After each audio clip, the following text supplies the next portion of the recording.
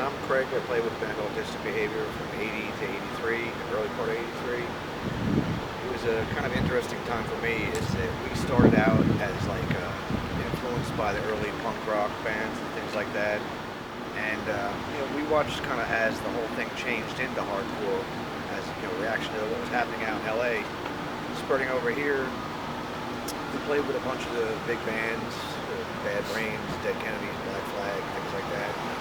And it was interesting to see for me what happened is that after a while, whereas it once grew as a friendly thing, I mean that's how I always perceived it, is that kids that weren't really athletic or jocular, they could go out and get their aggressions out by slamming or something like that, bumping into each other and all that stuff.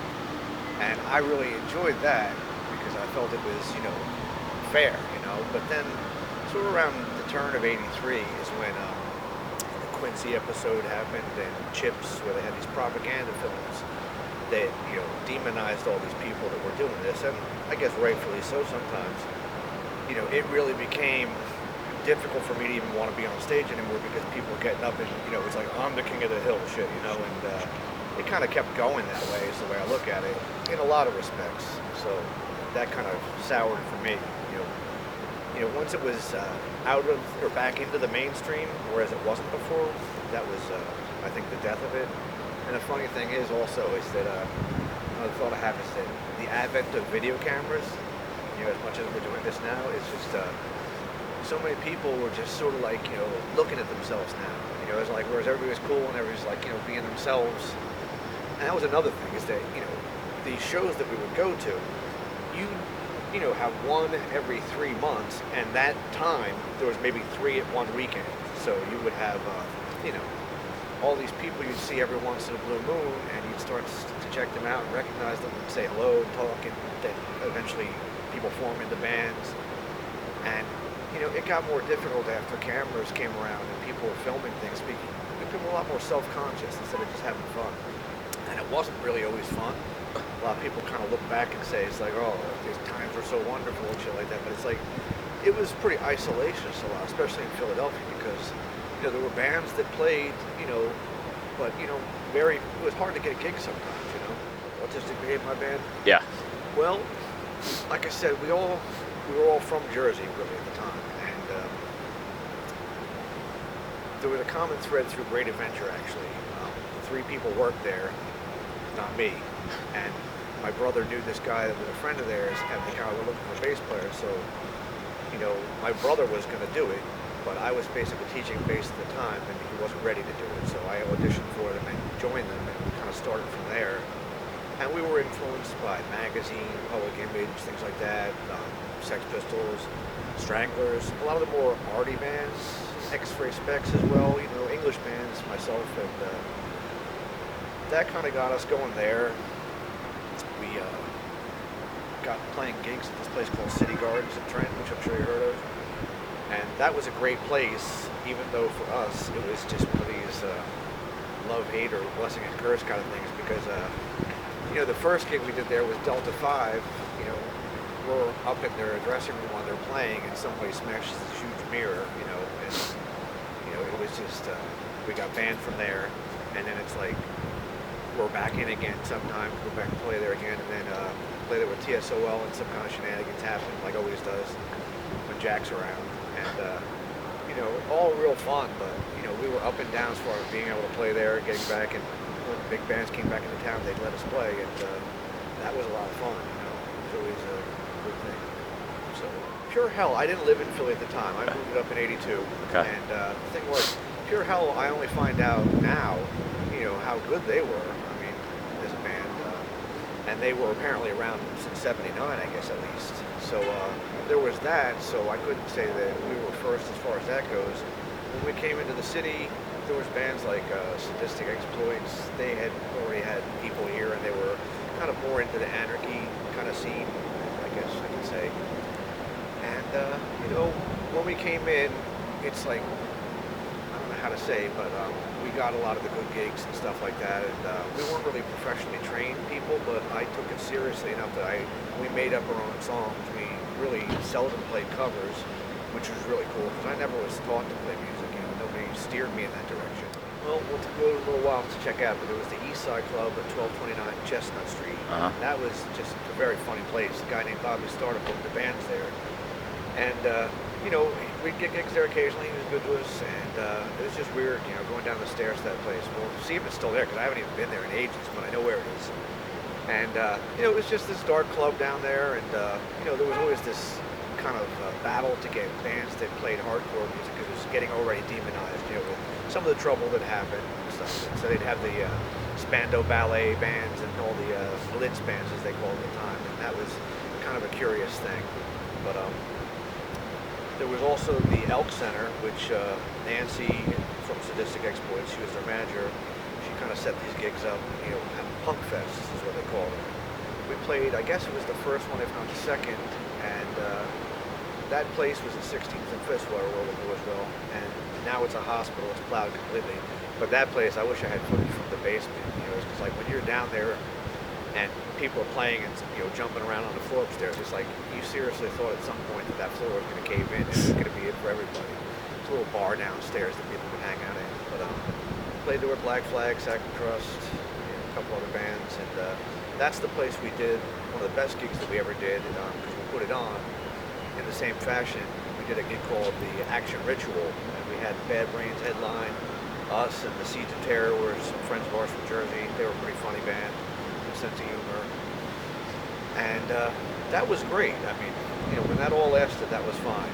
You know, once those things started getting sour because of the, you know, like I said, the Quincy Punk episode, Chips, things like that, that nonsense, it was just, it really got silly, because people would get up and they wanted to be the emperor, you know. It's like, whereas everybody was, you know, I could show you footage of like the Cater Street gig I was talking about, where this real tall dude named Dave falls down to the ground, you know, and people are slamming him or silly way, whatever, and you know, everybody picks him up, and he's got this huge smile on his face. It was a brilliant, you know, nice day like this, and you know, it was just, it showed in a microcosm what was that about there at that time. People were a lot more, you know, you're happy to find somebody that you're an outcast with, you know? It's like very difficult at the time to find people that weren't like, you know, hey, fuck you, Devo, you know, that kind of shit, you know, and not that it ever happened to me, you know, but, so, you know, it was like that, you know. After that time, it just started to evolve into something else and keep on going from there, for better and for worse, you know. I didn't really follow too much after that, you know. I liked playing music a lot, you know. I checked out, my last gig was December 15th of '83. Okay. They carried on for a little while after that, and you know, I was sort of out of it, so I really didn't pay attention to it. They had a couple more gigs with big bands, you know, that carried on, but you know, I never really did want to leave, but for all intents and purposes, it was the right time to leave, because like I said on camera, but it's like I never wrote songs in my life before that, and we're forming songs, you know, and it wasn't like, let's do the same thing. I like the aesthetic of the punk bands. It's like, you know, make your own shit up, you know? It's like, a chord progression doesn't have to last 4 measures or 8 measures. It can last 6 measures, you know what I mean? Whatever the fuck you feel like, you know? No, actually it was 81 and 82. Okay. And what happened was, we played a gig with, there's so many things that I remember in my mind so well, you know? Some I'll tell you, some I won't. But we played with SOA, started first, SOA and Black Flag, and to my recollection, that was the first time Henry actually took the mic and sang for a little while. He didn't sing the whole gig, so as I recall, I could be wrong, but he never mentions that at all for some reason. He kind of forgets that gig, but I don't really completely recall what happened afterwards, but both times we played Kensington, there was riots of some nature where the locals, you know, they got, you know, testy about things, you know, about people coming into the territory and having all this fun, whatever. And I can tell you more specifically about the Dead Kennedys gig we played the following year, and that was just amazing, because you know, we're loading our equipment in the beginning of the thing, and you know, I see this pretty tall dude, and he's like reasonable, sound fit, whatever. We're talking to him, just he's curious what's going on. We're talking to him. Now we finished this gig with the Dead Kennedys, and it was like sweltering hot. It was, I guess, around August, something like that, and the I mean, when I got off stage playing, it's like I just went to the gas, poured a whole gallon of water because I was already saturated. What I remember coming out of that place is that, you know, there's just people all over, kind of fleeing for things like that. I didn't care too much. I was like, the dude's obviously out of his mind, so no ass kicking I could ever give him is going to make things change. I'll be having to kick his ass until he's finished, and I don't want to do that. I'm not into the violence, I like the energy of physical action and stuff like that, but violence just for violence sake is just, everybody knows that it ends up in some kind of nonsense. So, but that was funny, just, I remember seeing our singer kind of sprawled out across the car, and he liked to have a good time, and I was concerned that he hurt somebody hurt him specifically. He was a smaller guy, good guy. I wish I could see him. I don't know where he is at all, but he was just drunk, I guess, or something, so nothing really happened to him. We just, oh shit, we lost our singer. Crazy. That was fun. And that's that. And where the cabinet being slammed out of the car was the Dead Kennedy show. That was the second. And things got out of hand at that show too. As I understand, it was strange. There was this one song that we played as well, just as far as strange things goes. There's one I wrote called "There Is Fault in the Perfect Revolt," and it kind of had this rifted, sort of circled around, right? Just and it was weird. We played Jersey, Philly, and New York one weekend, and every place that we went, people started moshing around in kind of pit, and it just broke into this nonsense. Where people were fighting with each other. And I was just like, there's something strange about that stuff. So, well, what I'll say is this: there was a lot of interesting bands that we knew, and one in particular who I liked as people, and they had an interesting sound, were the Seeds of Terror from New Jersey. They were friends of ours. They were sort of cartoonish. They had two lead singers. One was more cartoonish than the other. That's small. And they had a good sense of humor. Sometimes a bit of a pain in the ass, but they were fun dudes, And like I said, Pure Hell I never even heard, and I still don't have their stuff, but I want to check it out at some point. Why Die, they got pretty popular. They were interesting. They were friends of ours at one point, and that was cool. I felt like things were being taken away from us, It happens when things get into the mainstream, It's just that the people who are always popular, they sequester everything, and it's like, now the people who could benefit from that shit are out. Yeah. Because it's just too difficult, to deal with that. And I just want to say fuck you to all those people. Just seriously, fuck you. Awesome. Well, it's really funny. Not funny, but peculiar that I'm 50 now, right? That happened when I was 20.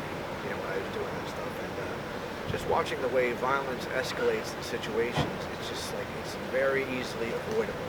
People just have such mindsets of ego that it's like very silly, really. The way I look at it, and I say quite often, maybe naively, is that if everybody learned to play music of some kind, just play something, pick up a little keyboard that basically plays itself, and don't talk to anybody. Don't sit with somebody's mind over your shoulder saying, "Oh, you suck." It's like learn to play an instrument and be honest with yourself.